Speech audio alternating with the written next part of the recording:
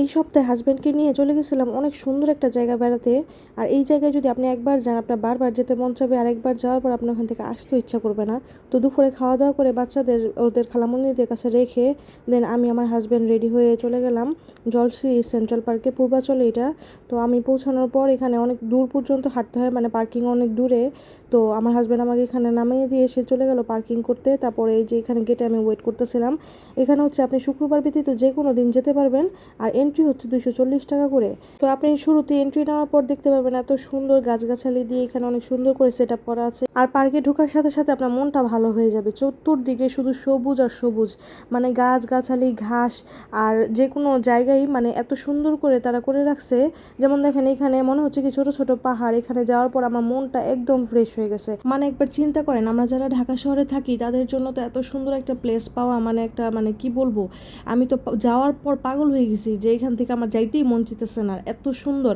আর যারা ছবি তোলার পাগল তারা তো ওইখানে যে মানে এতগুলো কর্নার পাবেন ছবি তোলার জন্য, মানে আপনি যেইখানে দাঁড়াবেন ওইখানে আপনার ছবি সুন্দর আসবে। আর সবচেয়ে বড় কথা কি, আমি ভিডিও করতে করতে আমার তেমন ছবি তোলাই হয়নি। আর টিকটকে, ফেসবুকে আমি এই প্লেসটা নিয়ে এত বেশি ভিডিও দেখছি, ইউটিউবে অনেক ঘাটাঘাটি করছি, আমি যাওয়ার জন্য আমার মন ছুটে গেছিলো।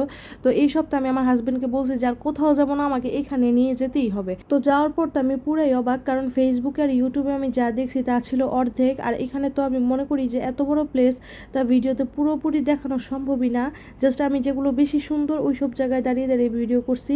আর মানুষ মানে যেগুলো বেশি সুন্দর ওগুলোই ভিডিও করে ছাড়ে। কিন্তু আপনি যাওয়ার পর আরও অনেক প্লেস পাবেন, অনেক সুন্দর সুন্দর জায়গা পাবেন বসে আড্ডা দেওয়ার জন্য, ঘোরাফেরা করার জন্য। আর এই সাইডটা গ্রিন হাউস টাইপের কিছু বানানো ছিল। এটার ভিতরে মানে ওই ডান সাইডে যেটা দেখতেছেন ওইটার ভিতরে আমি আমার হাজব্যান্ড ঢুকছিলাম, মানে এত ঠান্ডা। বাইরে কিন্তু গরম ছিল কিন্তু ওইটার ভিতরে অনেক ঠান্ডা ছিল।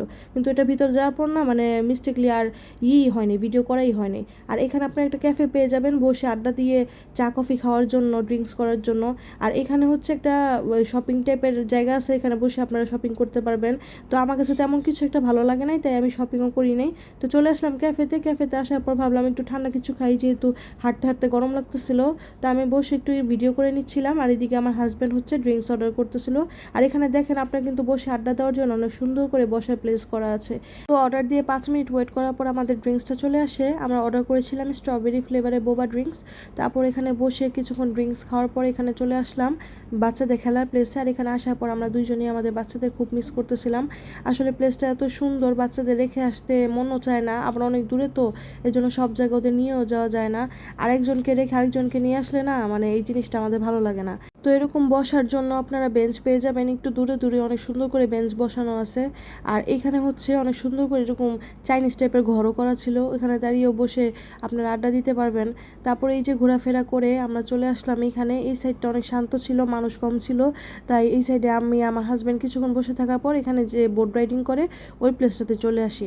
আর এটা হচ্ছে রেস্টুরেন্ট ব্রিউ স্প্ল্যাশ নামে একটা রেস্টুরেন্ট পেয়ে যাবেন। এখানে আপনারা খাবারের মেনুতে অনেক টাইপের খাবারই পেয়ে যাবেন, লাঞ্চও করতে পারেন।